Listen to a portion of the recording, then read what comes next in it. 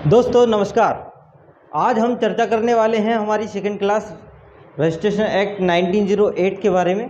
कल हमने क्या पढ़ा था? कल हमने पढ़ा था कि भैया रजिस्ट्रेशन क्यों मैंडेटरी है ना। तो रजिस्ट्रेशन मैंडेटरी है किसी भी कोलिजन फ्रॉड से बचने के लिए, है ना। कोई भी डॉक्यूमेंट को अगर हमने रजिस्ट्रेशन के माध्यम से रख लिया है अपने पास, तो भविष्य में कोई भी हमसे ये नहीं बोल पाएगा कि तुमने ये फ्रॉड दी, ये हमसे ट्रांसफ़र कराई थी ये प्रॉपर्टी के मैटर में क्या होता है, कुछ डॉक्यूमेंट को रजिस्ट्रेशन कराना कंपलसरी होता है, कुछ डॉक्यूमेंट को रजिस्ट्रेशन ऑप्शनल होता है, करा भी सकते हैं नहीं भी करा सकते हैं। जैसे कि आपकी व्यवहारिक प्रतिक्रिया में आपने देखा होगा कि जो किराएदार वाला रहता है 11 महीने का एग्रीमेंट, है ना, वो रजिस्टर कराना पड़ता है, नहीं करा पड़ता। लेकिन अगर 11 महीने से अधिक पे जाओगे तो उसको रजिस्टर कराना पड़ता है। इसलिए 11 महीने के बाद फिर से क्या करवाते हो आप लोग, रिन्यू करा लेते हो, वो वाली बात है ना। और 100 रुपये से जो कम के जो स्टाम्प होते हैं उनको रजिस्टर करवाते हो आप लोग कि नहीं कराते ना। तो ये वाली बात है, तो ये हमें जानना है और हम पढ़ेंगे सेक्शन 17 और 18 में जब हमें ये वाली चीज़ें दिखेंगी।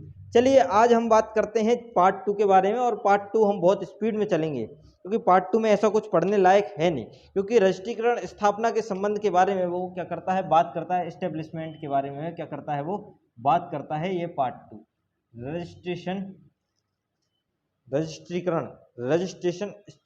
एस्टेब्लिशमेंट।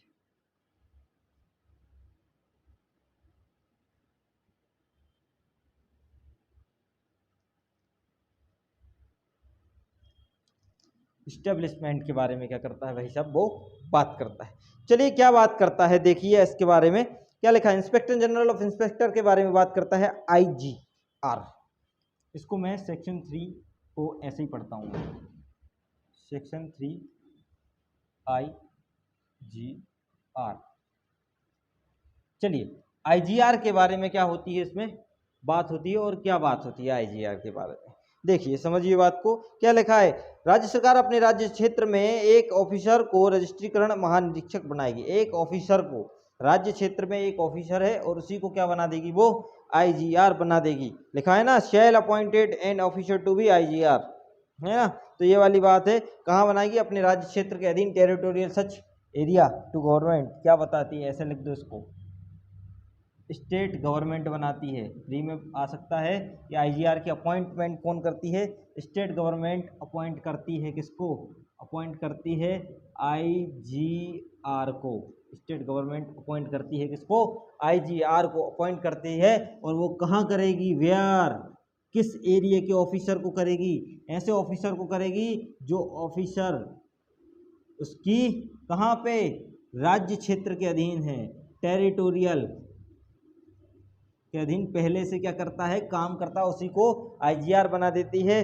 ठीक है। अब परंतु IGR मतलब इंस्पेक्शन के लिए काम करते हैं, देख रेख करते रहते हैं, ठीक है, ये वाले काम। परंतु राज्य सरकार ऐसी नियुक्ति करने के बजाय निर्देश दे सकती है। अब इस ऑफिसर को IGR के रूप में नियुक्त करने के बजाय, मतलब IGR मत बनाओ, IGR मत बनाओ, IGR की पावर दे दो, IGR की ड्यूटी करवा लो।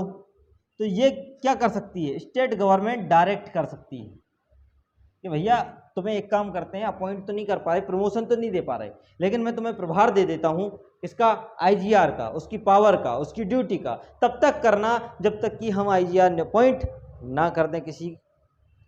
और वो कहाँ वर्क करेंगे, पावर ड्यूटी का लोकल ज्यूरिसडिक्शन में, बाहर नहीं, लोकल ज्यूरिसडिक्शन। क्लियर हुआ। चलिए सेक्शन 3 इतना ही से था हमारा। और क्या लिखा है, अगर जैसे कि इस ऑफिसर को क्या बना दिया है, IGR बना दिया है, तो साथ साथ कोई अदर काम भी, अन्य पद भी दे सकते हैं। अन्य पद जैसे कि क्या होता है, रजिस्ट्रार के ऑफिसर का क्या कर लो आप, इंस्पेक्शन कर लो, कोई दिक्कत की बात नहीं है।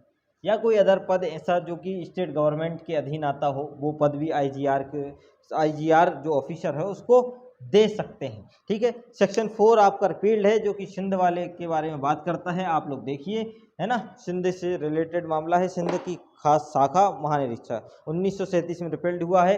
ठीक है, फटाफट यहाँ पे सेक्शन 5 ये बात करता है डिस्ट्रिक्ट और सब डिस्ट्रिक्ट के बारे में। ये क्या करता है, बात करता है। सेक्शन जो आपका 6 है ये बात करता है रजिस्ट्रेशन और सब रजिस्ट्रार के बारे में, क्या करता है, बात करता है। ठीक है, ये कौन बनाएगा? ये आपका स्टेट गवर्नमेंट बनाएगी। ये कौन बनाएगा? आपका स्टेट गवर्नमेंट बनाएगी। ठीक है, क्लियर? चलिए, ये भी स्टेट गवर्नमेंट। ये कैसे बनाएगी? ये एवरी, इसको ऐसे लिख लो, कैसे बनाएगी?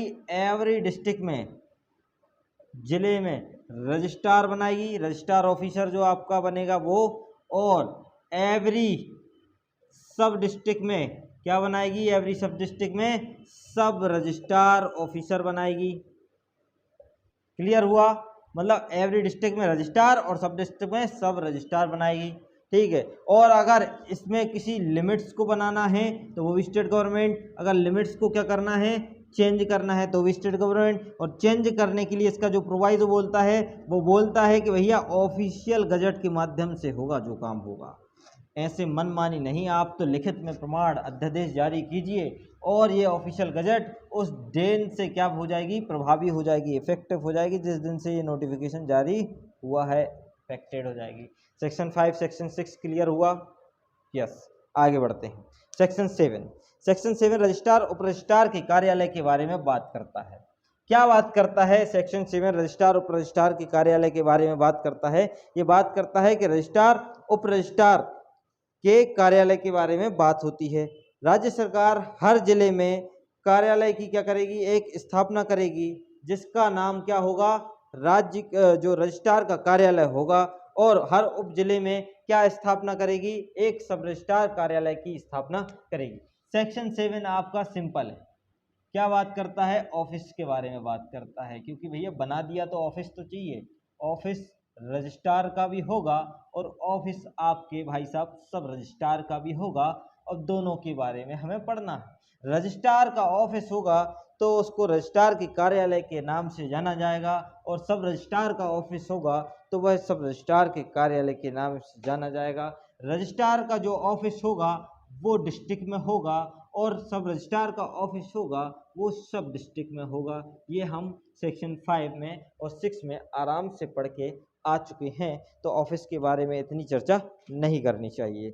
सबसेक्शन 2 बात करता है, और ये भी बोला है संयुक्त उप रजिस्ट्रार के कार्यालय होंगे, जिनका नाम उप रजिस्ट्रार कार्यालय या जिनके नाम से संयुक्त उप रजिस्ट्रार के कार्यालय होंगे। तो उसमें बोला गया है कि रजिस्ट्रार का ऑफिस भी हो सकता है और रजिस्ट्रार के ऑफिस भी हो सकते हैं। मतलब ये मीनिंग निकल रहा है इससे कि भैया एक डिस्ट्रिक्ट में ज़्यादा हो सकते हैं, तो हाँ हो सकते हैं। संयुक्त उप रजिस्ट्रार के कार्यालय भी हो सकते हैं और संयुक्त रजिस्ट्रार के कार्यालय भी हो सकते हैं, इसके बारे में बात करता है। सबसेक्शन 2 बात करता है रजिस्ट्रार के किसी भी कार्यालय के ऐसे अधीनस्थ उप रजिस्ट्रार के किसी भी कार्यालय का समावेलन कर सकेगी। ये बोल रहा है कि भैया एक काम करो, रजिस्ट्रार के कार्यालय का और सब रजिस्ट्रार के कार्यालय का क्या कर देंगे? हम एमलगेशन कर देंगे, समावेलन कर देंगे, मतलब दोनों का वर्ग क्या कर देंगे? एक कर देंगे। अब इसमें एक कंडीशन लगी है, कंडीशन के बारे में आप उसमें डायरेक्ट में देखिएगा। कंडीशन के बारे में क्या बोला गया है? कंडीशन ये है कि भैया अगर रजिस्ट्रार बना दिया किसको? सब रजिस्ट्रार को, और अमलगेशन हो गया है, मतलब दोनों का काम कौन देख रहा है? रजिस्ट्रार सब रजिस्ट्रार के ऑफिस का अमलगेशन हो गया। अब सब रजिस्ट्रार को पावर हो गई किसकी? रजिस्ट्रार का काम करने की पावर हो गई, है ना। अगर पावर मिल जाती है तो जो सब रजिस्ट्रार ने जो ऑर्डर दिया है ना, ऑर्डर दिया किसने? सब रजिस्ट्रार ने, वह स्वयं नहीं सुन पाएगा। एज अ रजिस्ट्रार जब ट्रीट करता है मामले को, तो वह स्वयं के ऑर्डर की क्या नहीं कर पाएगा? अपील नहीं सुन पाएगा। ये वाली बात आपकी प्री में आएगी और आएगी और आएगी कि सब रजिस्ट्रार क्या अपने ऑर्डर की अपील सुन पाएगा? तो आपको आंसर लगाना है अपने ही ऑर्डर की अपील नहीं सुन पाएगा जब वह रजिस्ट्रार के तौर पे कार्य करता है। जब रजिस्ट्रार और सब रजिस्ट्रार के ऑफिस का एमलगेशन हो जाता है, समामेलन हो जाता है ना। समझिए बात को, समझ गए होंगे आप लोग। चलिए, ये हमारा 7 था। 8 पे आ जाते हैं। 8 क्या बात करता है? 8 रजिस्ट्रीकरण कार्यालय के निरीक्षक के बारे में बात करता है। ये तो आपकी ये समझ लो ऑप्शनल ऑफिसर है, आईजी, है ना। क्या बोल रहा है? Inspector of registration office, inspector of registration office के बारे में बात करता है। किसके बारे में बात करता है? रजिस्ट्रीकरण कार्यालयों के निरीक्षक के बारे में, कि राज्य सरकार ऐसे ऑफिसरों को भी नियुक्त कर सकेगी जो रजिस्ट्रीकरण कार्यालय के निरीक्षक कहलाएंगे। मतलब रजिस्ट्रीकरण ऑफिस में रजिस्ट्रार के अलावा ऐसे ऑफिस को भी क्या करे, ऐसे ऑफिसर को भी क्या करेगी? स्टेट गवर्नमेंट अपॉइंट कर सकती है। मतलब स्टेट गवर्नमेंट कुछ भी कर सकती है भैया, और स्टेट गवर्नमेंट अपॉइंट करेगी जो कि निरीक्षक कहलाएंगे, इंस्पेक्टर कहलाएंगे, और ऐसे ऑफिसरों के कर्तव्य और ड्यूटी क्या करेगी? ड्यूटी डिसाइड वही करेगी कि आपको ड्यूटी क्या करनी है। ड्यूटी डिसाइड करने का अधिकार भी किसका है? स्टेट गवर्नमेंट का है। मन से नहीं करना है कुछ भी, जैसा वो बताएंगे वैसा आपको करना है। इसका प्रोवाइजो बोल रहा है, क्या बोल रहा है? इसका प्रोवाइजो है क्या? कुछ नहीं है कुछ, ये बोल रहा। और ये जो ऑफिसर है ना, जो ऑफिसर है वो आईजी के अधीनस्थ माना जाएगा, आईजीआर है ना, इंस्पेक्टर जनरल रजिस्ट्रीकरण के अंतर्गत माना जाएगा, अधीनस्थ सबऑर्डिनेट माना जाएगा। ये ऑफिसर इसके सबऑर्डिनेट माना जाएगा। अब देखिए सेक्शन 9 आपका रिपील्ड है 1927 के एक्ट से, है ना, तो ये आपको याद रखना है। फ्री में हो सकता है पूछ ले। देखो छत्तीसगढ़ पे मैं भरोसा तो बिल्कुल नहीं करता हूँ, है ना, कुछ भी पूछता है, ईयर भी पूछ लेता है, चैप्टर का नाम भी पूछ लेता है, कौन सा चैप्टर है, कुछ भी पूछेगा। तो ये क्यों छोड़ देगा कि जो चीज़ रिपील्ड है वो भी पूछ सकता है ना। हर चीज़ के लिए तैयार रहना अपने को, ठीक है। अब 10, 11 और 12 के बारे में बात करते हैं, दोनों एब्सेंट के बारे में और वेकेंट के बारे में बात करता है। सेक्शन 10 पे बात करते हैं। सेक्शन 10 क्या बात करता है? रजिस्ट्रार की अनुपस्थिति और पद में, absence of registrar and vacant on his office के बारे में बात करता है। क्या बात करता है? जब कोई रजिस्ट्रार उस जिले के रजिस्ट्रार नहीं है जिसके अंतर्गत कोई प्रेसिडेंस नगर आता है, अपने जिले में कर्तव्यपूर्ण होने से अन्यथा उपस्थित होने से अपना जो पद है वो क्या करता है? पद स्थायी रूप से रिक्त हो जाता है। When any registrar and other than registrar of A district including the presidency town is absent otherwise. समझिए क्या बोल रहा है। ए, ये दोनों रजिस्ट्रार हैं, ये दोनों हैं रजिस्ट्रार, लेकिन ये भाई साहब कहाँ के हैं? इंदौर के, और ये भाई साहब कहाँ के हैं? भोपाल। सपोज दैट एग्जाम्पल है ना। ये वेकेंट है, रिक्त पद रिक्त है, या एब्सेंट है, दो चीजें उसमें लिखी हैं, या तो वेकेंट है या तो एब्सेंट है। तो इसके तौर पे कौन? स्टेट गवर्नमेंट लिखा है, क्या लिखा है? कि आईजी लिखा है, आईजी लिखा है। क्या करेगा? आईजी इस रजिस्ट्रार को, आईजी इंस्पेक्टर जनरल रजिस्ट्रीकरण, आईजी इस रजिस्ट्रार को इसके इंदौर के रूप में क्या करेगा? इंदौर में भेज देगा, क्या बना के? रजिस्ट्रार बना के, और वो काम करेगा। मतलब इसको भोपाल का भी चार्ज मिल गया और इसको इंदौर का भी चार्ज मिल गया, दोनों का चार्ज मिल गया, और बना दोनों का रजिस्ट्रार। और बनाया किसने? आईजी ने। यही लिखा है, अब आप पढ़ लीजिए। Otherwise then duty on his district and his, और इसमें जो लिखा है कि जो प्रेसिडेंसी नगर है, प्रेसिडेंसी नगर है ना, ये भी इम्पोर्टेंट है कि प्रेसिडेंसी नगर इसके अंतर्गत आना ही चाहिए। उसके मामले में वो बात कर रहा है, प्रेसिडेंसी नगर नहीं आएगा तो बात नहीं होगी, है ना। ये वाली चीज़ भी ध्यान रखिए कि उस जिले में प्रेसिडेंसी नगर आना चाहिए। चलिए, हो रही बात, ठीक है। तो इन लोगों को क्या बना दिया? एग्जाम्पल लिया है ना, तो रजिस्ट्रार बना दिया इसको। अब इसको ड्यूटी व्यूटी करेगा ये। अब सपोज दैट इसमें यही बोला है आगे कि अगर ये भी वेकेंट है और ये भी एब्सेंट है, अब क्या करें भैया? क्योंकि प्रेसिडेंसी नगर का ही करेगा मामला है ना, एग्जाम्पल है ना, तो प्रेसिडेंसी नगर का ही करेगा। तब क्या होगा? तब इंदौर में देखो कि भैया डिस्ट्रिक्ट जज है क्या? होगा ही वास्तव में। तो डिस्ट्रिक्ट जज को क्या करेंगे? वो आईजी ही अपॉइंट कर देगा, अपॉइंट करेगा एज अ रजिस्ट्रार के रूप में। एज अ किसके रूप में? डिस्ट्रिक्ट जज को अपॉइंट करेगा आईजी, एज अ रजिस्ट्रार के रूप में अपॉइंट कर देगा, ठीक है। और वह अपनी लोकल जुरिडिक्शन में क्या करेगा? वो रजिस्ट्रार के तौर पे काम करेगा। और कब तक करेगा? कब तक करेगा आखिर ये काम? तो वह तब तक करेगा जब तक कि स्टेट गवर्नमेंट क्या नहीं कर देती? ये वेकेंट पद पूरा नहीं भर देती। ये आपकी वेयर एक्ट में पूरा लिखा है, आप रीड कर लेना, ठीक है। सेक्शन 11 के बारे में बात करते हैं, सबसेक्शन 1 और 2, है ना। अब ये सबसेक्शन क्या था आपका? 10 का 1 था, लेकिन 10 का 2 क्या है? 10 का 2 इस वाले पार्ट्स की बात करता है। मान के चलो जो भोपाल वाला जो बी पर्सन है, बी रजिस्ट्रार है, जो रजिस्ट्रार है ये वेकेंट नहीं है, तो ये आईजी ने क्या करा है? अपॉइंट किया। तो तब तक काम करेगा जब तक कि स्टेट गवर्नमेंट क्या नहीं कर सकती है? वेकेंट पूरा नहीं कर दे इंदौर का, तब तक वो काम करेगा। ये वाली बात बोल रहा है, कोई खास बात नहीं बोली है। है ना। सेक्शन 11 पे बात करते हैं। सेक्शन 11 क्या बात करता है, आइए। Section 11 absence of registrar on duty his district के बारे में बात करता है।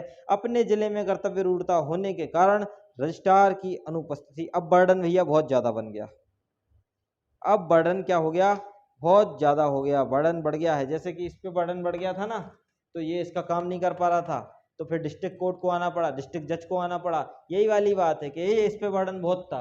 दो रीज़न हो सकते हैं, या तो ये नहीं है, और दो एक रीज़न ये हो सकता है कि इसका बर्डन इतना ज़्यादा है कि वो इंदौर का काम संभाल ही नहीं पाएगा। तो ये बोलते हैं कि इंदौर की डिस्ट्रिक्ट जज हम क्या कर देंगे, अपॉइंट कर देंगे।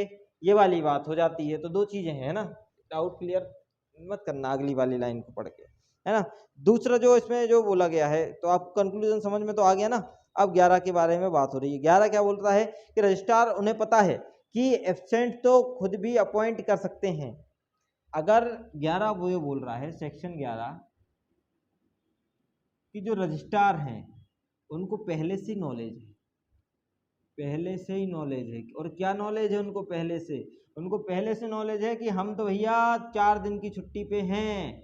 तो वो क्या करेंगे, वो पहले से ही सब रजिस्ट्रार को रजिस्ट्रार बना देंगे, और पहले से ही वो क्या करेंगे, सब रजिस्ट्रार को रजिस्ट्रार अपॉइंट करेंगे। आपसे पूछा जाएगा प्रीवियस सेक्शन 11 में जो absence of registrar on duty his district के बारे में, कि अगर रजिस्ट्रार एब्सेंस है तो सब रजिस्ट्रार को अपॉइंट कौन करेगा, तो वो भी रजिस्ट्रार करेगा। यही वाली बात बोली गई है। रजिस्ट्रार या अन्य व्यक्ति ऐसी अनुपस्थिति के दौरान रजिस्ट्रार के रूप में कार्य कर सकते, कर्तव्य के सिवाय जो धारा 68 और 72 में वर्णित है सब कर्तव्यों का पालन करेंगे, है ना। तो ये भी देख लेना, 68 और 72 में जो लिखा है उसका ही पालन करेगा, अन्यथा नहीं करेगा। ठीक है, अब क्या लिखा है आप देख लेना, आगे हम पढ़ेंगे। एक बार अगर आपको देखना है कि 68 और 72 में क्या लिखा है, तो एक बार हेडिंग देख लेते हैं हम कि क्या लिखा है 68 और 62 में। 62 में लिखा है जो भाषा रजिस्ट्रीकरण ऑफिसर को अज्ञात है उसे लिखित दस्तावेज को उपस्थित करने की प्रक्रिया। और 68 में लिखा है कि उप रजिस्ट्रारों के अधीक्षण और नियंत्रण के लिए रजिस्ट्रार की शक्ति कलेक्टर के पास भी है ना। ये वाली बात बोलता है कि उप रजिस्ट्रारों के अधीक्षण और नियंत्रण करने की रजिस्ट्रारों की शक्ति भी है। मतलब इनको कंट्रोलिंग पावर के बारे में बात कर रहा है वो, कि कंट्रोल करने की पावर तो इनके रजिस्ट्रार के पास भी है और कलेक्टर के पास भी है। 68 में ऐसा बोला गया है।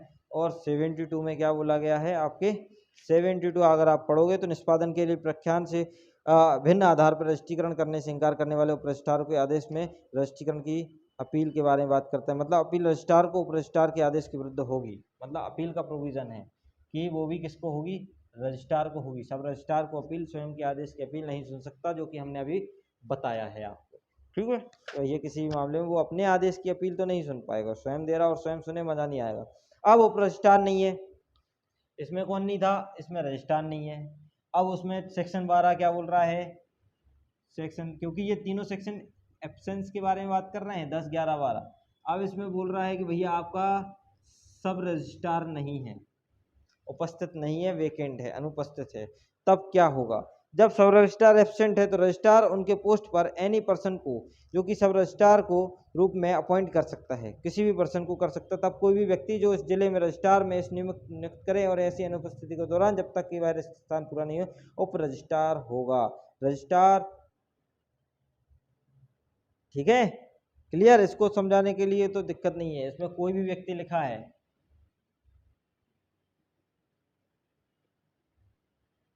रजिस्ट्रार सब रजिस्ट्रार बना देगा। ठीक है, याद रखना, प्री के क्वेश्चन में आएंगे। लेकिन ये रजिस्ट्रार निमित्त होने के लिए नियुक्त हो सकता है ना, ये वाली भी चीज भी रखना। 13, 10, 11, 12, 13 के अधीन राज्य सरकार को रिपोर्ट करना है। मतलब जो आपने 10 में एब्सेंट थे, 11 में रजिस्ट्रार भाई साहब नहीं थे, 12 में आपने सब रजिस्ट्रार भाई साहब नहीं थे, तो जिनको भी अपॉइंट किया है आपने, और इसकी पूरी रिपोर्ट दो, क्या काम दिया है, क्या क्या किया है, तो इसकी पूरी रिपोर्ट आपको किसको देनी है, स्टेट गवर्नमेंट को भेजनी है। ये था हमारा 13, क्योंकि इसमें कहीं ना कहीं से स्टेट गवर्नमेंट तो अपॉइंट नहीं कर रहा है, कहीं आईजी अपॉइंट कर रहा है, कहीं रजिस्ट्रार अपॉइंट कर रहा है ना। तो ये इसके बारे में बात चल रही है, इसलिए रिपोर्ट करना पड़ेगी किसको, स्टेट गवर्नमेंट को करनी पड़ेगी। ठीक है, इसका जो 2 वाला बात करता है और रिपोर्ट किसके माध्यम से जाएगी? वह रिपोर्ट जाएगी आईजी के माध्यम से। आईजी के माध्यम से क्या होगी? वो रिपोर्ट पेश होगी स्टेट गवर्नमेंट को, आईजीआर महानिरीक्षक। ठीक है, ऐसी रिपोर्ट तो विशेष होगी या साधारण होगी, जैसे कि राज्य सरकार निश्चित करे, मतलब स्पेशल भी हो सकती है और लोकल भी आपकी हो सकती है। सेक्शन 14 बहुत इंपॉर्टेंट है, जो कि सीधा सेक्शन 3 से रिलेट करता था। साथ में इसलिए नहीं पढ़ा क्योंकि आप लोग समझ नहीं पाते, है ना। तो थोड़ा सा ऐसा है कि कुछ कुछ समझ से बाहर भी चली जाती हैं चीज़ें, तो थोड़ा सा रिलेट करना पड़ता है ना। तो सेक्शन जो 14 है वो 3 से रिलेट है। आईजीआर की जब अपॉइंटमेंट होती है तो इसमें बोला रजिस्ट्रीकरण के लिए कार्यालय के लिए स्थापन, रजिस्ट्रीकरण के लिए करने वाले कार्यालय के लिए स्थापन, मतलब आईजी के कार्यालय के बारे में बात कर रहा है, आईजीआर के ऑफिस के बारे में, कि रजिस्ट्रीकरण के लिए कार्यालय के बारे में स्थापन, है ना, एस्टेब्लिशमेंट, है ना, establishment register officers. State government may allow the proper establishment for the several offices in the act. मतलब राज्य सरकार इस अधिनियम में विभिन्न कार्यालयों के लिए उचित स्थापन का अनुज्ञात कर सकती है।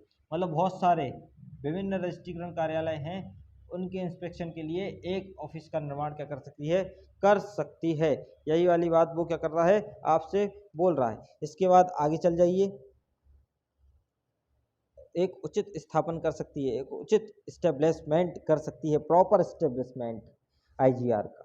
ठीक है। 15 रजिस्ट्रीकरण करने वाले ऑफिसरों की मुद्रा कैसी होगी भाई? मुद्रा, सील साइन। एक तो हमने बना दिया, बहुत सारे ऑफिस हैं तो उसका प्रॉपर क्या कर सकती है? इस्टेब्लिशमेंट कर सकती है, प्रॉपर इस्टेब्लिशमेंट कर सकती है कि आप लोग यहाँ बैठिए। ठीक है, ये वाली बात। सेक्शन 50 में सील के बारे में बात करता है। सील से याद रख सकते हो आपके सील। ठीक है, क्या बात कर रहा है सील के बारे में? विभिन्न रजिस्ट्रार और रजिस्ट्रार ऐसी मुद्रा का उपयोग करेंगे। अब बहुत सारे रजिस्ट्रार और बहुत सारे सब रजिस्ट्रार हैं, तो वो क्या करेंगे? वो सील साइन, सील ऐसी मुद्रा का प्रयोग करेंगे जिसमें अंग्रेजी में या अन्य भाषा में, पहली कंपलसरी तो क्या है? इंग्लिश। लेकिन अगर जैसे कि कहीं और कोई अदर लैंग्वेज चलती है, जैसे गुजरात में कैसे चलती है? गुजरात में जैसे चलती है गुजराती, क्या चलती है? गुजराती। तो फिर भैया वहाँ की सील गुजराती सील चलेगी, है ना। जैसा कि स्टेट गवर्नमेंट क्या करे? प्रतिनिधित्व करे गुजरात की, स्टेट गवर्नमेंट क्या करे? वो प्रतिनिधित्व कर दे, वहाँ की सरकार प्रतिनिधित्व कर दे तो गुजराती चलेगी, नहीं तो कंपलसरी तो आपकी इंग्लिश है ही, इंग्लिश में, है ना। क्लियर हुआ? सेक्शन 16 पे आ जाइए। सेक्शन 16 बात करता है पुस्तक और अग्निपेटी के बारे में। आप याद रखना रजिस्टर बुक और फायर प्रूफ बॉक्स के बारे में। फायर प्रूफ बॉक्स कहाँ है? डायरेक्ट क्वेश्चन आता है आपका इससे, सेक्शन 16 से। सेक्शन 16 से सीधा आता है फायर प्रूफ बॉक्स। और ये बॉक्स वो बॉक्स है जिसमें रजिस्ट्रीकरण डॉक्यूमेंट रखे जाते हैं, है ना। जैसे कि अभी सतपुड़ा भवन में जैसे कि क्या लगी है? आग लग गई है ना, भोपाल में। तो रजिस्ट्रीकरण डॉक्यूमेंट अगर जो होंगे वो अच्छे सेफ रखे होंगे, फायर प्रूफ बॉक्स में तो नहीं जले होंगे, है ना। तो राज्य सरकार हर रजिस्ट्रीकरण ऑफिसर के कार्यालय के लिए इस अधिनियम के प्रयोजन के लिए आवश्यक पुस्तकें क्या कर सकती है? उपबंधित कर सकती है। राज्य सरकार क्या लिखा है? स्टेट गवर्नमेंट शैल लिखा है, shall provided the office every registering officer to book necessary of, क्या करेगी भैया? उनको पुस्तकें उपबंधित करेगी, कार्यालय के लिए अधिनियम के प्रयोजनों के लिए आवश्यक पुस्तकें उपबंधित करेगी। क्या बोला है भैया? पुस्तक देंगी। नेसेसरी जो बुक है ना, किसके? ऑफिसर्स के लिए, ऑफिस कार्यालय के लिए। वो बुक कौन प्रदान करेगी? वो बुक प्रदान करेगी हमारी स्टेट गवर्नमेंट। आप देखो डायरेक्ट पढ़ते रहना, है ना। ये तो सीधा शॉर्ट में आपको बता देता हूँ कि नेसेसरी है, बुक को प्रदान करवाना शैल है ना, तो प्रदान करेगी अगर जरूर आवश्यक है, शैल। ठीक है। दूसरा सबसेक्शन बात करता है the book so provided shall the cotton form of the time to time prescribed the inspector general with the section or state government pages the book and shall be number and print and number of pages each book shall be confined title page of officer whom such book are issued। उपबंधित पुस्तकों में वे प्रारूप अंतर्विष्ट होंगे जो महानिरीक्षक के हैं राज्य सरकार की मंजूरी से समय समय पर विहित किए गए हों और ऐसी पुस्तक को पृष्ठ मुद्रित रूप से क्रम की संख्यांकित होंगे और हर पुस्तक के पन्ने की संख्या और ऑफिसर द्वारा ऐसी पुस्तकें दी हैं मुख्य पृष्ठ पर प्रमाणित होगी। मतलब आपने एक वेरीफाइड देखी है ना, जैसे कि ये क्या होता है, जैसे कि ये होता है ये वाला चीज़ है ना, ये पूरा हो जाता है आपका, यहाँ से नंबरिंग स्टार्ट हो गई है आपकी, ये तो मेरी वो है रजिस्ट्रेशन वाली, तो ये यहाँ से नंबरिंग वगैरह है, ठीक है। तो ये इसके बारे में कॉमन सेंस की बात बोल रहा है, वो कॉमन बात बोल रहा है, यही वाली बात बोल रहा है कि उपबंधित प्रकार के प्रारूप अंतर्विष्ट हैं जो महानिरीक्षक ने राज्य सरकार से मंजूरी से समय समय पर क्या करा है, भेद की है। मतलब पूरा काम कौन कर रहा है, स्टेट गवर्नमेंट के डायरेक्शन पे आईजी ने क्या ली है, परमिशन, मंजूरी। और ये बुक पे नंबर होंगे, बुक पे जो ऑथर होगा जिसने ये क्या किया है उसका प्रमाणित करना है मुख्य पृष्ठ को, उसके मुख्य पृष्ठ को प्रमाणित करना, मुख्य पृष्ठ को शाइन द्वारा, सील द्वारा आप क्या करोगे, प्रमाणित करोगे। और हर पेज की क्या होगी, नंबरिंग होगी, मुद्रित होगी, ठीक है। पुस्तकों की पृष्ठ मुद्रित रूप से क्रम में संख्यांकित होंगे। सबसेक्शन 3 के बारे में बात, और फायर बुक क्यों बोलता जाता है, अब ये लिखा है सबसेक्शन 3 पे आईपी लगा लीजिए, 3 स्टार लगा लेना। क्या बोला, राज्य सरकार हर रजिस्ट्रार के कार्यालय को अग्नि पेटी देगी, भैया पेटी देंगे वो आपको, बम की पेटी नहीं, बम से बचाने की पेटी देंगे, है ना, पेटी पेटी, ठीक है, काय की पेटी, अग्निशामक पेटी, फायर प्रूफ बॉक्स। पूछा जा सकता है कि कौन से सबसेक्शन में मिला है आपको फायर प्रूफ बॉक्स, तो लगा देना बीच के 16 के 3 में मिला है। समझ में आ रही बात। चलिए क्या लिखा है, अग्निपेटी देगी और हर एक जिले के लिए अभिलेखों को सुरक्षित करने के लिए उपबंधित करेगी कि भैया कि अपने अपने रिकॉर्ड इस पेटी में डालो, इस बॉक्स में डालो, जिससे अगर कल के दिन आग लगे तो ये आपके इंपोर्टेंट जो रजिस्ट्रेशन डॉक्यूमेंट्स हैं जो कि प्रॉपर्टी से रिलेटेड हैं, बड़े बड़े कंस्ट्रक्शन से रिलेटेड हैं, वो बच जाएं।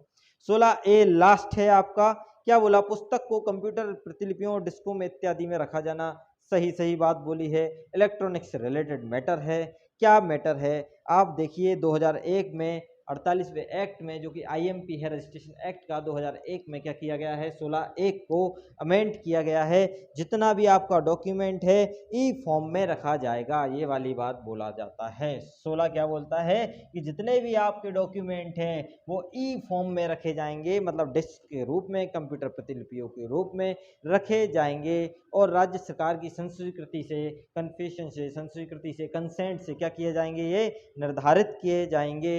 और लास्ट में क्या होगा, इलेक्ट्रॉनिक के रूप में रखे जाएंगे, और उस पर स्टेट गवर्नमेंट की सील साइन हो सकती है, डिस्क वगैरह पे, है ना, रहता ना, सील लगा देते हैं, चपड़ा लगा देते हैं वगैरह वगैरह, है ना। तो ये वाली बात। सबसेक्शन 2 बहुत इंपॉर्टेंट है। सबसेक्शन 2 बोल रहा है कि इसकी वैल्यू, इसकी जो वैल्यू है, जो आप क्या कर रहे हो, ई रिकॉर्ड रख रहे हो, इसकी वैल्यू के बारे में बात करता है कि इसकी वैल्यू, जो सेक्शन आपका 57 है वो बताता है कि इलेक्ट्रॉनिक एविडेंस की वैल्यू ऐसी होगी जैसे कि वो ओरिजिनल हो। क्लियर। तो ये था हमारा पार्ट 2 रजिस्ट्रीकरण स्थापना के बारे में। चलिए अब इसी के साथ हम कल आते हैं पार्ट 3 लेकर, जो बात करता है रजिस्ट्रेशन डॉक्यूमेंट के विषय के बारे में, बात करता है कि रजिस्ट्रेशन डॉक्यूमेंट होते कौन है, क्या कैसा है, किसका मैंडेटरी है कराना, किसका कंपलसरी है, किसका ऑप्शनल है, कौन कौन से हैं, पूरी लिस्ट हम चार्ट के माध्यम से आपके सामने लाएंगे। चलिए इसी के साथ जुड़े रहिए ड्रीम जुडिशरी इंदौर के साथ। शुक्रिया, नमस्कार, धन्यवाद।